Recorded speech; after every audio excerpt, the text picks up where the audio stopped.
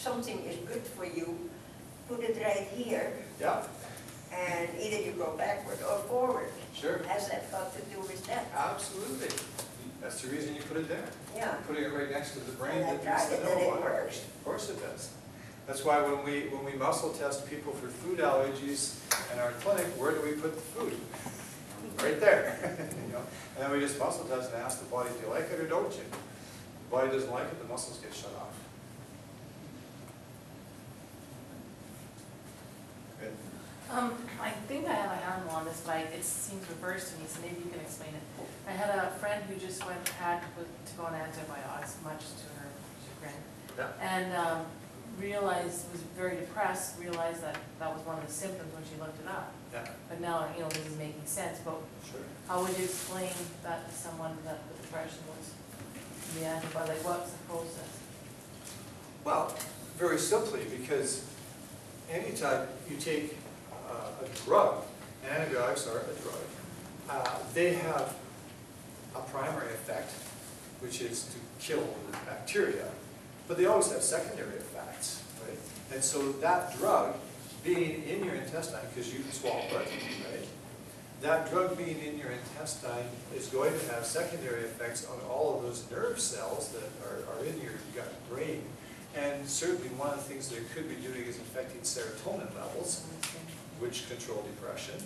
And if the antibiotic as a secondary effect is interfering with the serotonin mechanism and metabolism of those neurons, depression could certainly result from Or that. what about the other one towards the end that you were saying, the same ones that are in the All the same neurotransmitters that are in here are in here. right. And so certainly, like we talked about before, how do you know where you think?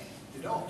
And so certainly anything that will affect this could affect your, quote, state of mind, like depression or insomnia or anything like that, because of direct effects on the neurological cells contained in the intestinal tract. So certainly, like you say, taking an antibiotic could very easily trigger depression because it's going to interfere with serotonin metabolism. And as we saw in here, 90–95% of the serotonin in your body is here, not here. So taking an antibiotic that's designed to work here is going to have an effect on that serotonin. It makes you think though, when they come up with the symptoms of a pharmaceutical drug, is it just because they gather that people have depression, or do they have a way to correlate that? Well, when they come up with the symptoms, all they do is give a whole bunch of people a drug and then just write down everything that happens to them. Right. Say, oh yeah, this percentage of people, they got depressed, 2% were suicidal, 4% actually killed themselves, whatever. They just do the whole bunch of people. They have to do their clinical trials on these drugs, and they just record all of the symptoms that happen. And that's why, to me, I find it astounding that anybody would ever take any drug, because when you watch the ads for them on TV, it's interesting how they scroll across the bottom. Deaths have occurred. It's like, oh, okay. Well, I'm having a little bit of arthritis pain here, but sure, I'll take something that could kill me. Yeah, that'll fix it. You had a question. Yeah, I was wondering about a cumulative effect. I read that you could be, say, allergic to or sensitive to a particular substance, whether it be milk or eggs or whatever, but you could be also sensitive only to a certain degree, like 50%, 25%, 15%. Say, you'd have, say, a 15% allergy or sensitivity to milk, Yep. and something perhaps like eggs, you might have a 25% allergy. Yep. The cumulative effect that would have, would that be like? Well, yeah, I mean, you're going to see those things adding up, So even if you only have a small response to certain foods and a slightly larger one to other foods, but if you continue to eat all those foods at the same time, not necessarily the same meal, but they're part of your regular diet, then all of that sensitivity is going to add up. There is going to be, as you say, a cumulative effect. And the longer it continues, the stronger it's going to be, until one day you may have a very strong response that appeared to just come out of nowhere, all of a sudden, oh my God, I've got all these symptoms, But in fact, it's been adding up and building up over a period of time. That does happen, yes. And the second part of the question is, Sure. people who work different shifts, like night shift, midnights and whatnot, they have circadian rhythms that are disrupted. Yep. And you have a certain habit that your digestive system is used to, like sleeping habit, right? Yeah. And you're disrupting that, how does that affect your? Well, that's going to have an effect on this as well. You know what I mean? What we didn't even go into, which, you know, and certainly the gentleman who handed this out about cortisol, is that, you know, obviously stress of all kinds is going to have an effect on this as well, because stress has an effect on everything, you know. But certainly, you know, elevated cortisol levels, because you're stressed for whatever reason, that the adrenal gland is kicking out extra cortisol, that's going to end up in here. And that cortisol is going to have an effect, because we know that cortisol always becomes involved with other neurotransmitters. And there's going to be some sort of a positive or negative side effect from that. So certainly what you're talking about is, you know, people who are shift workers, who, especially people who are frequently changing their pattern. You know, like I know for one whole summer I worked at a steel mill when I was quite a bit younger. And the entire plant, it didn't matter what your seniority was, guys who'd been there for 50 years, the whole plant swung 3 shifts. You know, you worked 1 week days, 1 week afternoons, 1 week graveyard, 1 week days, 1 week afternoons, 1 week graveyard. After about 6 months of that, I was like, oh yeah, I think I gotta quit here. This is crazy, you know. And I talked to a guy who'd been there for 40 years, you know, and I said, well, how do you get used to that? He goes, you know. You know, he says, I never get used to it. He says, you always feel crappy. I used to get diarrhea even so bad. Yeah. I couldn't handle it. Yeah, but certainly that sort of thing, because your entire nervous system can never get used to one particular rhythm, you know. So you're sleeping when it's daylight out, or you're eating at 3 a.m. in the morning. Or that accumulated effect, right? Exactly. Yeah, it's going to have more of a cumulative effect when that kind of stress is just constant. Is there anything you can take to prevent that from happening? To prevent what from happening? That accumulated effect, and that there's an effect. Well, there's nothing that you can take, but what you can do is identify the behavior that's causing it and stop doing it. Yeah, but if you have to work, say you work somewhere and they call you for 2 days for day shift. Well, if you're working somewhere where you're stuck on a swing shift situation, you can't get out of it, you can't find another job, and you have to stick with it, then what you need to do is take things that will strengthen your immune system, and particularly your adrenals, you know, that will help to prevent the stress response. Like B vitamins. B vitamins and adrenal glandular extracts are excellent things to take to strengthen the adrenal glands, so that you're not getting these constant spikes in What cortisol. type are they? What type of names are they? Well, there's all kinds of them on the market. Everybody makes B vitamins. Melatonin, not so much, you know. Because they use it for time lags when you're flying. Yeah, different kinds of melatonin is for different kinds of stress. It wouldn't really be applicable there. I can't function when I take melatonin. I don't know. Well, lots of people have a very negative reaction to melatonin. It's certainly not. I know, because I worked in these shifts with people, and they tried to readjust to the constant changing shifts, and they take melatonin. And, no, it's quite often, there's really just not a lot you can do for that. They're changing your job. Change your job. I quit. We talked about breastfeeding, but what about the C-sections though? Is there something to that not coming out of the birth canal with activating the digestive system? I've heard. Well, yeah, babies that are born by a C-section have a whole different set of things to deal with, because literally the muscular contractions of the uterus as it squeezes the baby out affect the brain, affect the spine, affect the pelvis, affects the digestive system. You know, it's like an activation sequence, you know. And when the baby doesn't go through that, when it is delivered cesareally rather than vaginally, and it doesn't get that muscular squeezing of the head and of the spine and everything else, it's essentially born and it doesn't know that it's been born. You know, the baby's kind of laying there going, what the heck's going on here? You know, I'm not in the womb anymore, but I didn't go through the birthing process, so what the heck happened? You know, that's at a subconscious level, of course. And I've heard something about the vaginal fluid had some type of digestive, I can't remember what it was. But that was when it goes through the birth canal? Yeah, when the baby goes through the birth canal, there's a number of things that occur that sort of trigger then different reactions to occur that are all part of the developmental process that are important for that baby. So, yeah, certainly babies that are cesarean delivered as opposed to vaginal birth have some initial challenges. They get over most of that though, especially if they do get breastfed and they get that happening right away, like almost immediately. And I mean, nowadays, they're a lot more aware of that, and quite often you'll see babies being delivered and put onto their mother's abdomen and breastfed immediately, right after birth, which is a great thing to do, because then again, that reinforces a lot of that. And even though, let's say the baby was a cesarean delivery, as long as there were no complications that required it to be taken away from the mother and put in an incubator or something, if they can present it to the mother immediately, and the mother begins to try to breastfeed immediately, again, it goes a long way to sort of reversing some of the negative effects of that lack of passing through the birth canal and getting those rhythmic contractions on the brain and spinal cord. Question in back. Is that true that all politicians were C-sections and they never were breastfed? I haven't seen any studies on that, but I'm willing to believe it. I'm just kidding. You did the survey, did you? Well, That's a something's wrong. Who are you voting for? Oh.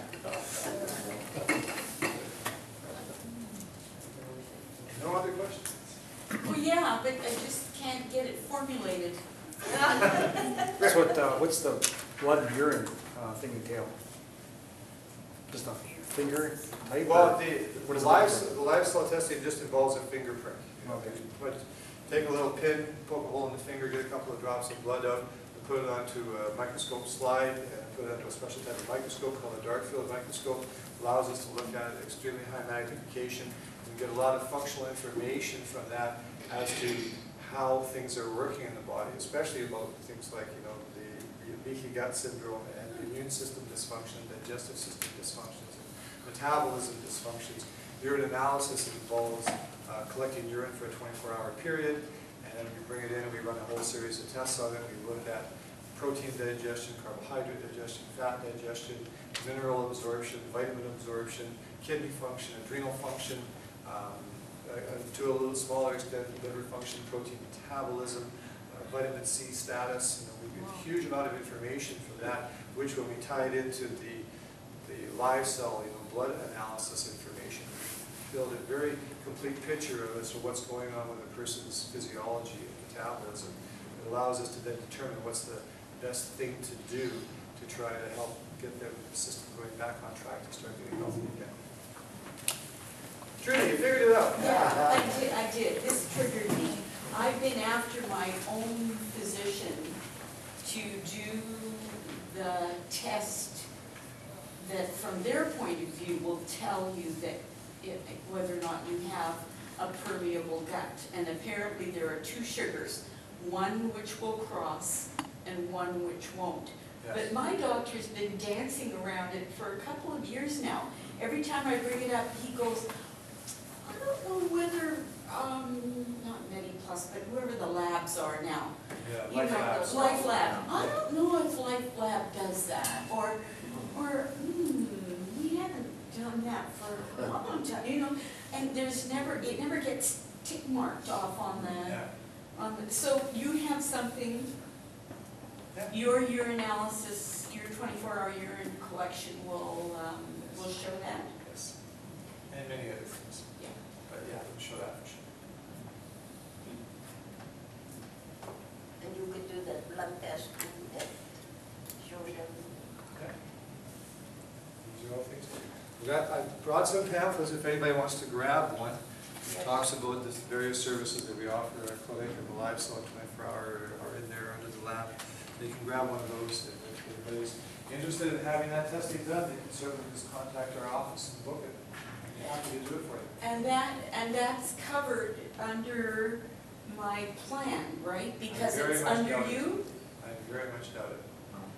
Can you, Unless you can put it on a. you didn't hear this from me, but can you disguise it as chiropractic treatment? Yeah, Why would I do that?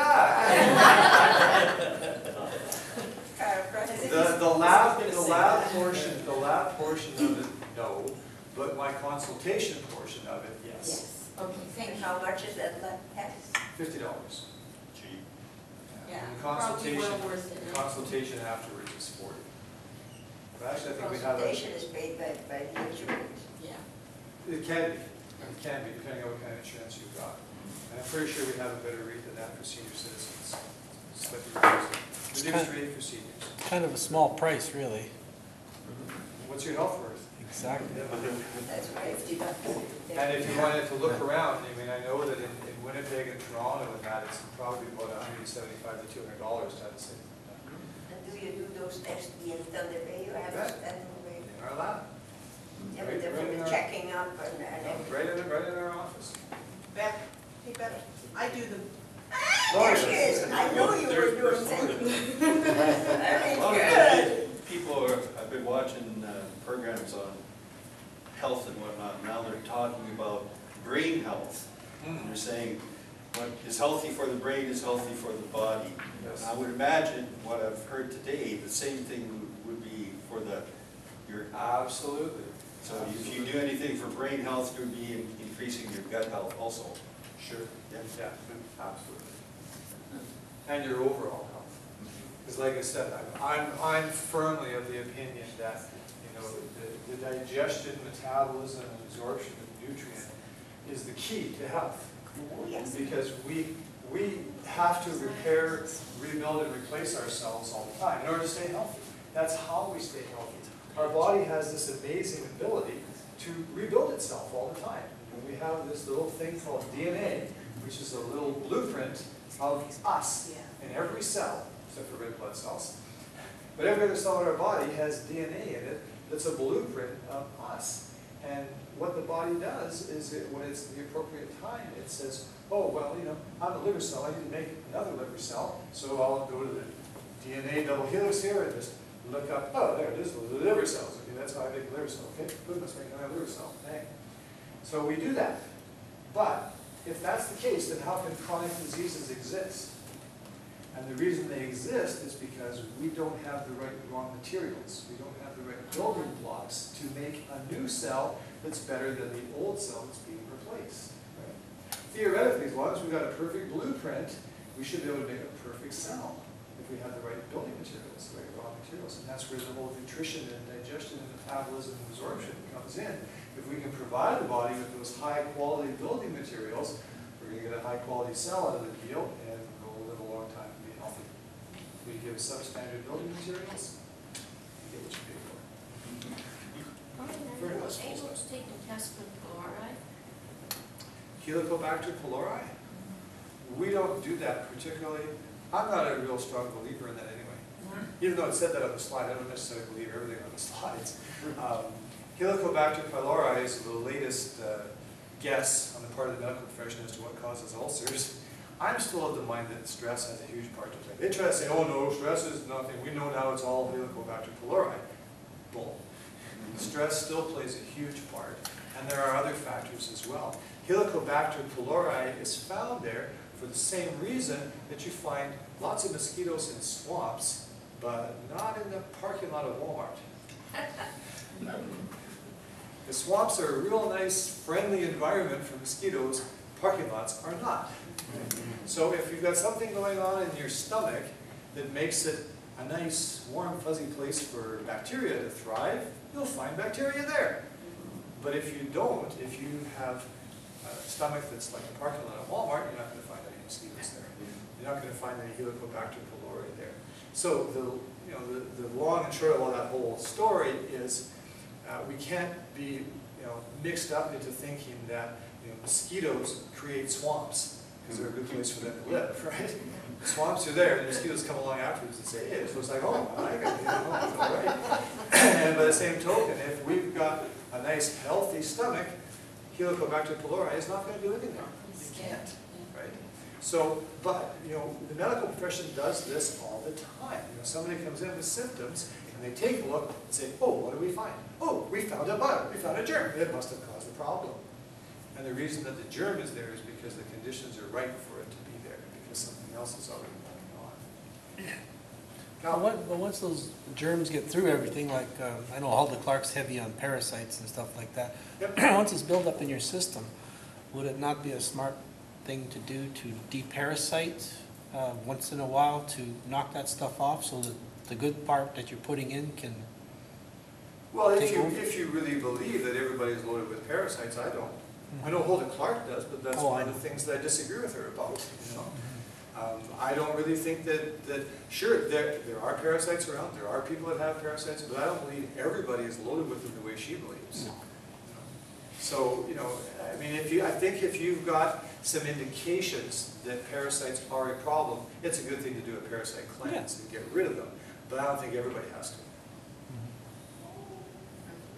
From doing my live cells, some people use that term too loosely and say, oh, there's yeast in my blood, I have parasite, there's a parasite. Oh, there's a bacteria, that's a parasite.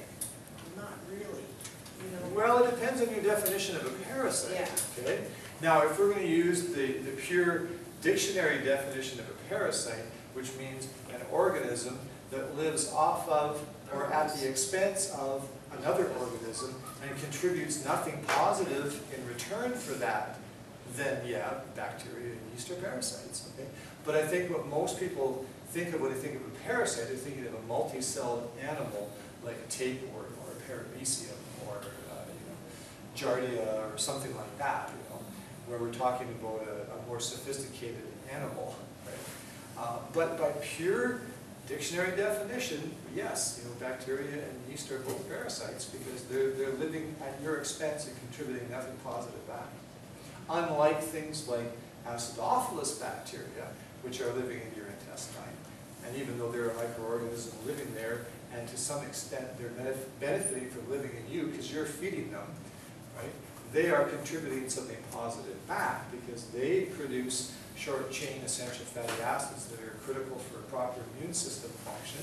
They produce digestive enzymes that assist in the digestion of food, and just by being there, they help to prevent the overgrowth of bacteria and yeast. So they're contributing something positive. So those would be considered a symbiotic relationship, or to singularize it, a symbiote, as opposed to a parasite. Judy? Do you want to talk a little bit about medium chain fatty acids? And that's coming out of a piece of paper I picked up that talked about coconut oil. Oh, yeah. Yeah, and it's a different digestive process. Yes. And I haven't comprehended the whole thing. Okay. Well, we'll try to make it simple. Coconut oil is amazing because it's very high in MCTs, medium chain triglycerides or medium chain essential fatty acids. And without getting into a big complicated chemical definition of what that is, it's a fat that behaves like a carbohydrate in the sense that it can actually give nourishment and actually be utilized to produce fuel and energy. So coconut oil is kind of unique in that sense, and there's a lot of new research and new stuff coming out, which is probably some of the paper that you've read, that says coconut oil is an amazing thing to be taking. And old school thinking will say, oh no, coconut oil is full of saturated fat. You can't do that. That's bad for you. But because coconut oil contains not only saturated fat, but medium chain triglycerides, which can in fact be utilized by the brain, almost like glucose, as fuel, and provide fat for the neuronal sheaths at the same time, it's amazing stuff, and it's fantastic for your brain. So, I don't know if the fascial sheaths are the same as the neuronal sheaths, but people with MS, their sheaths all disappear around their muscles, right? No. Oh, okay. Well, yes. Fix my Yes, statement. but no. The initiating event in MS is that the neuronal sheath around the spinal cord gets holes in it. Okay? There's an attack that takes place. The immune system attacks the nervous system. Your immune system cells attack the fatty neuronal sheath around the nerves in the spinal cord primarily. And that attack creates a dysfunctional state where the electrical signals can't get through properly. Okay? Now, because of that, there's a secondary effect downstream where we don't get proper nerve supply down to muscles, right? They're not being innervated correctly because of what's happening in the spinal cord, okay? So because there's a lack of innervation to the muscles, they begin to deteriorate. Because in order for muscles to remain healthy, they must have nerve supply. Why? Because the nerve supply not only controls the movement of that muscle, the contraction or relaxation of the muscle, but there is a blood supply to that muscle, right? And the blood nourishes the muscle. The blood brings oxygen, sugar, vitamins, minerals, other nutrients to that muscle and to the sheath around the muscle, to the fascial connective tissue sheath around the muscle. All of them are nourished by that blood supply. Well, what controls the blood supply? The nerves, right? So if the nerves to that muscle are being compromised and we're not getting the right signals coming through because of this problem in the spinal cord, because of the holes in the neuronal sheath that have been eaten there by the immune system, the muscle begins to deteriorate because of a lack of nutrition.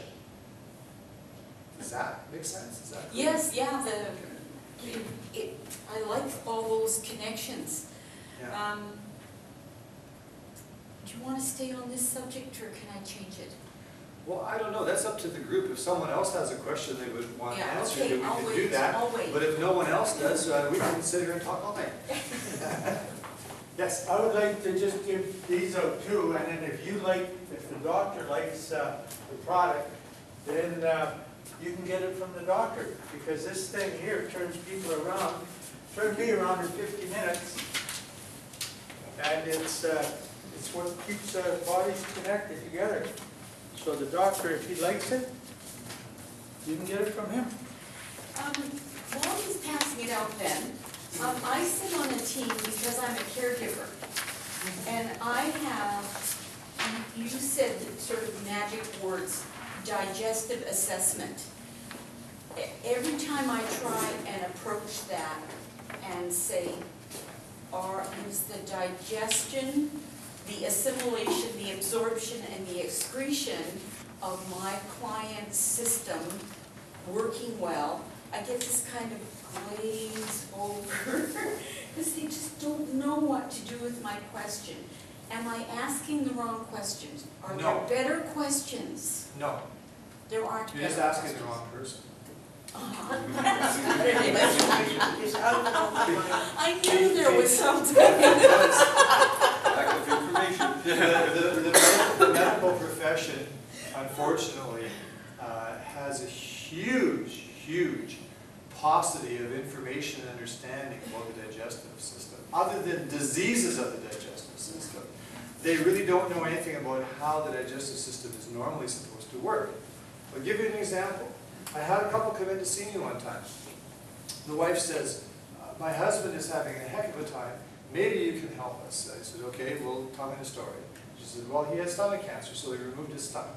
So now his esophagus is connected directly to his small intestine. He has no stomach. I said, okay. And she said, while they were in the hospital, he was on clear broth and stuff, and, liquid, whatever, the day after, the day of the surgery, after the surgery. He had the surgery in the morning, and so for the rest of that day, once he came out of surgery, he was just on clear broth, right? And the next, thing for breakfast, same thing. But then for lunch, the day after they removed his stomach, they brought him a ham sandwich and French fries. And then for dinner that night, this is 24 hours after they've removed his stomach, right? For dinner that night, they brought him Salisbury steak, swimming in gravy, and corn. 5 minutes after eating, he was in screaming, writhing agony. So the wife was quite upset. She goes and gets the nurse, and the nurse goes, oh, it's probably not that bad. And she comes in and sees this guy thrashing around like a fish, and says, well, I'll go get the doctor. So she goes and gets the doctor. The doctor comes back and says, oh yeah, well, we see this all the time. It's just a dumping reaction. Yeah. Now, I've studied medicine a lot, and I have no idea what a dumping reaction is. I think it's just a term that they use when they don't know what to say, because they don't know what's going on, right? So, and he says, oh, we see this all the time. And I'm thinking, well, yeah, if you take people's stomachs out and then give them that to eat, you're going to see that all the time, right? Because they cannot possibly digest that without a stomach, right? So then afterwards, they gave him some drugs or something to take the pain away and calm him down. And then he was discharged like the day after that. And he asked the doctor, he says, well, do I have to change my eating habits or anything here? Like, is there anything I shouldn't eat? And he goes, oh, no, you can just eat whatever you want. And just eat less of it, just have smaller portions. And you'll be fine. So this is a gastrointestinal surgeon giving him this advice. Oh my God. So, you know, that just shows you how little they know about how things actually work, you know. So I said to him, I said, well, forget about eating meat ever again, you know. I says, there's no possible way you can break down meat without a stomach because you don't make any hydrochloric acid now, you know. And you know, you're probably not even making as much bile as you need to. So gave him some ideas about, you know, eating things like protein, you know, powdered, you know, egg protein and, you know, blue-green algae and spirulina, you know, things like that to get their amino acids. And, you know, gave him a long list of stuff. He said, oh, well, thanks very much, you know, and out the door they went. You know, but that just reinforced to me, I'm just sitting there shaking my head going, you know, here we have a gastrointestinal surgeon who knows nothing about how the stomach actually works. He knows, oh, cancer, cut it out. But nothing about how does this thing normally actually function. So when you start talking to people in the medical profession about how do we assess somebody's digestive function to see if it's working properly, they have no idea how to do that. That was never talked about in medical school. Right? They have no test that they can check off on their life lab forms for how they would do that, how they would assess this person's digestive function. Because even if they could, and they found out what was wrong with it, then what would they do about it? How would they change it? How would they correct it? They have no therapy for it because the only therapy that they have for things is drugs, and drugs never fix anything. Right? Although they do hand out lots of antacids and acid blockers, you know, they hand those out like candy, and you know, Pepto-Bismol, and you know, various different things for treating diarrhea and constipation and so forth. You know, they really don't have any sort of therapy that would assist in getting somebody's digestive function working properly if it wasn't working properly. They would have no idea how to do that because they don't have any drugs that will do that because drugs can't do that. What caused the cells to go anaerobic then in the stomach? See, well, they cut out the stomach. What's causing that stomach to go cancerous, the cells to lose their function and go anaerobic? I mean, that's a whole separate issue as to what makes cells turn cancerous. You know, and there's like a list as long as my arm of things that will cause cells to change their DNA to become cancerous. Do you want me to start listing them? But I think we we all know need what to they book are. you for another talk. I think we do need to book you for another If you talk. want to do a talk about what causes cancer, do an hour on that easily. Because Otto Warburg, 1927 or whatever, he proved the cause and prevention of cancer was lack of oxygen at a cellular level. And is that still Yeah, the direction you go? that's still absolutely true. But then there are all sorts of other things that can cause that. Yes, exactly. You got That's the chemicals proximal and event. toxins. But then there are all sorts of distal events that can lead to that. You know, whether it's radiation or chemicals or stress or emotional or whatever. You know, there's Exactly. all kinds of other stuff. But you're right in that, you know, the proximal thing that will cause a cell to become cancerous is, you know, that lack of ability to uptake oxygen for cellular respiration at the cellular level. Yeah, you're right. I mean, Warburg was right. But Yeah. there's 100 different things that could lead a person to that Yeah, state. exactly. But that's what the basis is. Dr. Davis out of Winnipeg, that's what this product is. He had to cure the cancer in 1929, and then he healed a Parliament dude out of Saskatchewan. Yeah. And he did that for about 10 years, and then he died. Then they buried this, and they found it 50 years later now in Norway. And that's what you have here. Yeah. There are multiple cures for cancer that Oh, I have know. been discovered over the years, and every single one of them has been ruthlessly suppressed by a medical dictatorship that has no interest whatsoever in curing cancer because they make way too much money treating cancer. Too many people put Destroy out work. the industry. Yeah, well, we can't have an industry shut down and all those people out of work. No. So you always keep your education going. Tell us a little bit about like what you're following and what you're staying on top of by your own choice these days. 45s. What book is beside your bed? Knockout by Susan Summers. That's good. It's all about cancer. And it's all about various different doctors in the United States who are curing cancer through natural means. And of course, none of them are recognized by the Cancer Institute or anything else. But Pharmaceuticals don't make any money with that. Pharmaceuticals don't make any money off of natural cancer cures. So that's what's beside my bed. What I'm interested in right now, probably the thing that's occupying my attention at the moment, is that I just got involved with a company called Visalis that's producing a food substitute, or what would you call it? Meal replacement. A meal replacement. Did you get the BMW? Not yet. Apparently I've got one coming sometime. But I didn't get involved with the company for that. I got involved with the company because when I did my research on the product, I realized it was an excellent product because it's extremely high in protein and absorbable amino acids, vitamins, minerals, essential fatty acids, and so forth.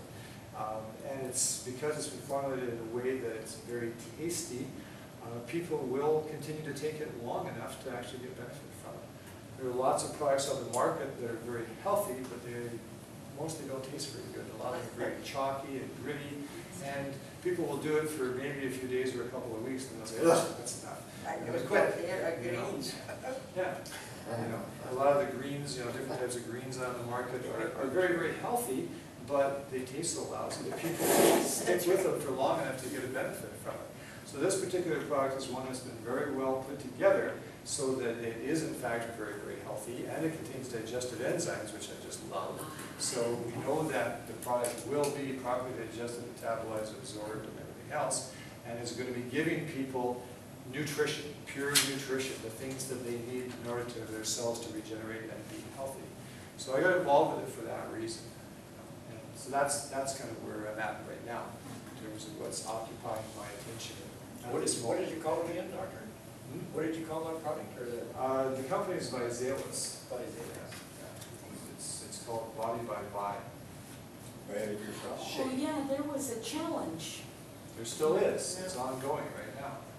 It was a big thing last week, a week ago Monday, at the Valhalla, where we kind of watched the product and put the challenge to the people of Thunder Bay to see how many people would be interested in signing up and taking that challenge.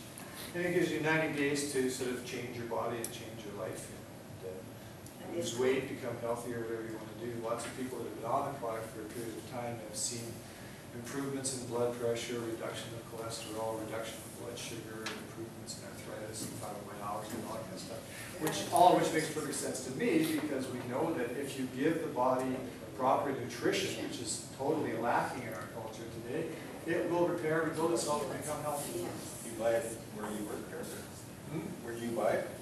Well, I mean, I buy it directly from the company. But online. you sell it? We will have some in our clinic very soon. I'm just waiting for my shipment to come in. And we will have it on the shelf.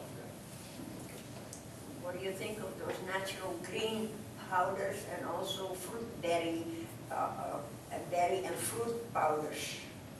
Well, they're all good. All that stuff is good. As I say, the problem with a lot of them, though, is that because they don't taste very good, you don't do them very long. And a lot of the ones that are just berries and fruit, they might taste good, but really you're not getting, you might be getting a high level of antioxidants, you're probably getting a lot of carbohydrates, you're not getting a lot of protein. The body needs protein. The body needs amino acids to replenish its amino acid pool so that it can repair and rebuild itself. When we look at each other here, 97% of what you see is protein. Skin is protein, hair is protein, your eyeballs are protein, your bones are protein, your connective tissue is protein. All of the neurotransmitters that we talked about here, neurotransmitters are all proteins. They're functional proteins rather than structural proteins, but they're still proteins. Hormones are proteins. Neuropeptides are proteins. Okay? So we need protein to repair and rebuild ourselves. And the problem with most North American diets is that they're very, very high in carbohydrate and low in protein. And when people try to increase their protein, they're generally taking in protein that's very hard to digest, and it puts a stress on their kidneys, and they say, well, that's bad for you, you shouldn't do that, you're taking in too much protein. But if you take in protein that's easily digestible and absorbable and assimilable, then you will get the benefit from it. So that's why I'm really excited about this particular product, because again, it's very, very high in protein, but it's very easily absorbable and digestible protein. It's not going to put a stress on your kidneys, but it's going to give your body the amino acids that it needs to be able to repair your neurotransmitters and your hormones and functional proteins that you require. Even things like, hemoglobin is a protein, thyroid hormones are proteins. All of the things that we need for our body to be solid and strong and for it to work properly are all proteins. So we got to have those amino acids, and we generally don't get enough. Most North American diets are very carbohydrate heavy. What do you think about those whey, how do you pronounce it? Whey protein powders, they're pretty good. Yeah. Some of those aren't too bad. I mean, the protein that's in the product that we're talking about is a combination of modified soy protein.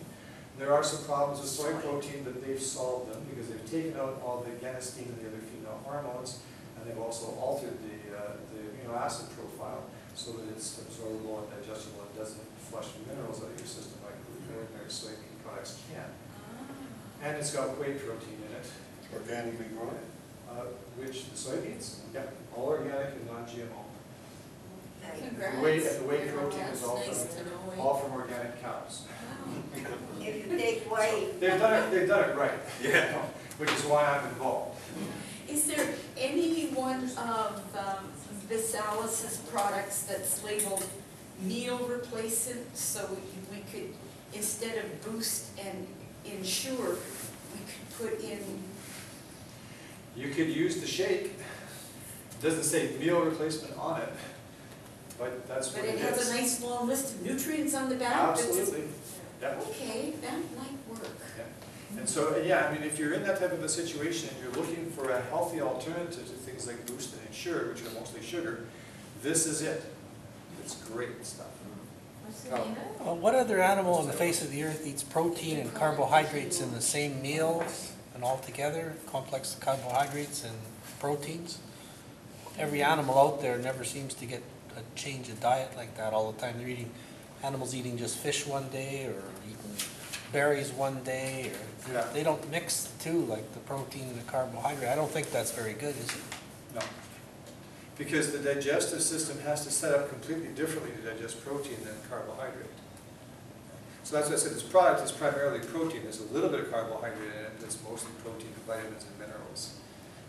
But you're exactly right. I mean, if you look at animals, if an animal eats a primarily carbohydrate-based diet, like vegetarian animals that are eating grass or they're eating plant material or whatever, they're eating primarily carbohydrates. They don't need a lot of protein. They get some proteins from the plants that they're eating, but they're set up that way. Obviously, carnivores, animals that are predators, are eating primarily protein. They hardly any carbohydrate at all, and they're certainly not eating it at the same meal if they do. when you're taking whey, you still need meat. Depends on what blood type you are. If you're an O blood type, then you do need to eat some meat.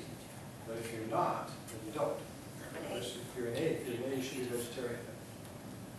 That's the best genetic fit for you. Because I feel that the moment I eat red meat especially, oh boy, my arthritis No. People who are blood type A should be vegetarian. People who are O have to eat some meat in order to be healthy. Interesting. That's maybe why. Oh, yeah. Could very well be. The moment I eat a bit, even a small amount of meat, Don't bother. Don't bother. Just stay away from it. Just be vegetarian. It'll be much healthier. I've always felt funny. I thought, well, maybe my skin or my Just stop. You should have some formula that you can solve. Get your protein anyways. Yeah. It sounds like a good product for making a transition to a new lifestyle.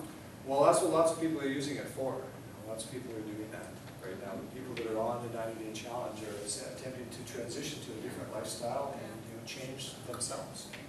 And Change how their lifestyle, expensive? change their level of health. How much does it cost? So how you buy it and how much you buy. And You buy a bag from me, retail off the shelf at $65. If you sign up with the company and buy it directly from them, it's $38. How long does the bag last? If you're having one shake a day, about a month. Not bad. Well, that's not bad. Well, Works out to $1 or something. not bad at all. spent more than that on coffee. Thanks for having the speeches. Oh, yeah. Informed us, some brain gut. Thank you very much. Yeah.